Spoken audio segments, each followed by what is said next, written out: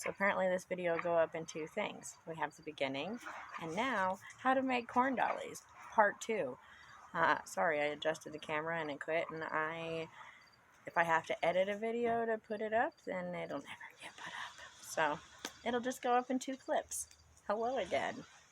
Hope all is well. We're making corn dollies. If you want to hear more about the magic, look at the other video. Sorry guys. Anyways, so we're going to make a corn dolly. I have all of the corn husks. They've been taken off. You don't have to use corn. You can use wheat or something you grew.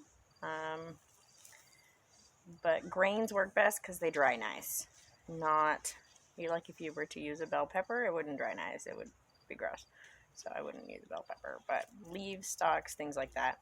And again, this is just a way to honor the harvest gods and to show our reverence for them and honor them throughout the year, and make offerings, and then they bring their blessings in return. It's like an equal exchange of energy. So this will be my skirt, and you can see it is just like where the husk used to be, like where it used to attach to the bottom of the corn. Okay, so I picked that for my skirt, and then we'll just pick another piece. I just have a whole pile here. Okay, now to make the head, I'm going to rip off the ends here and kind of curl it a little bit and then fold it in half.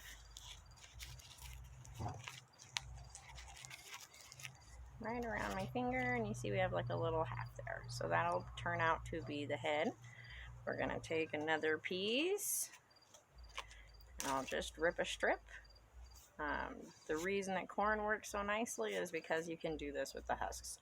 Wheat works really well too, because when it's fresh you can weave it and braid it and move it, and then it'll dry, and it'll dry out real nice. So I'm going to make the head by taking this little strip, and I'm literally, nothing fancy, I'm just going to tie it around, and we'll make her little neck. Or his. My son makes boys. We had people over last night who made them, and the men made men, and the girls made girls. It's just, I don't know, whatever you want to make. Sometimes, the year that I was pregnant while we had this, I always make a pregnant corn dolly to honor that energy. So see, we have a head, and you can decide how you want her to face or whatever. I always put the knots in the back, but if you want them for decoration in the front, then that's awesome too.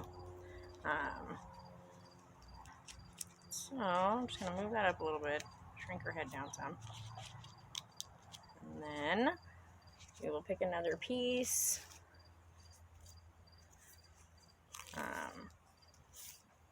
You can see I just have like another strip, and I'm going to just tear the ends so it's kind of symmetrical, and then between the 2 folds from what you just created, but underneath the knot, you'll tuck this in. And now your corn idol has arms. And we then will take our skirt pieces, or if you want to make it pants, a cool way to make it pants is you just fold the corn in half like this, and then you kind of like add one that's tied this way, like this. See? Now it's got 2 sides, your legs, and you add that there, and you tie it on, and you just kind of tie them together. Maybe tuck that down a little bit, and then you add another one, and you tie it there, just around like a waistline. Or we do, my dog really likes corn husks. Look at him. Look at him begging for a corn husk. He doesn't eat them. He just chews them up and spits them out. They're all over the patio right now. I gotta clean this up.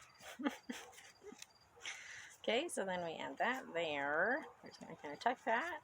And I'm gonna get another part because I want her to have a back half. Right now she's kind of one-sided. We'll add another piece on the back, like so. And then I'll take another one of these strips,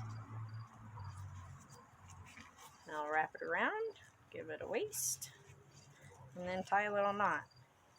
Magically 3 knots are good. Realistically 2 knots is enough.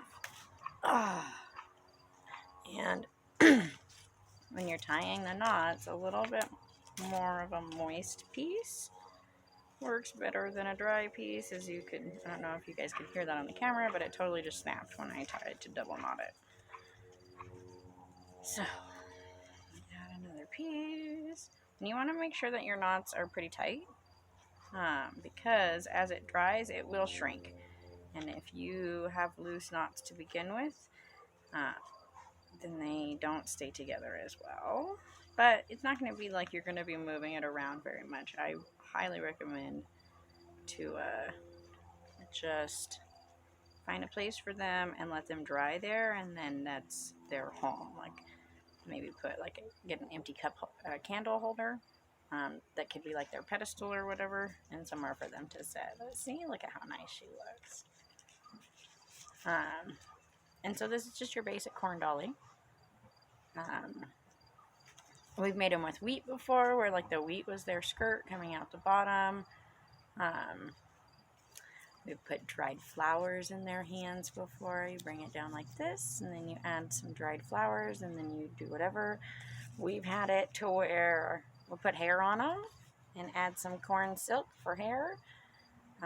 No glue, you just lace everything around. Kind of like that. See? She's just got some curly hair now. Oh, there's a bug on my foot. See?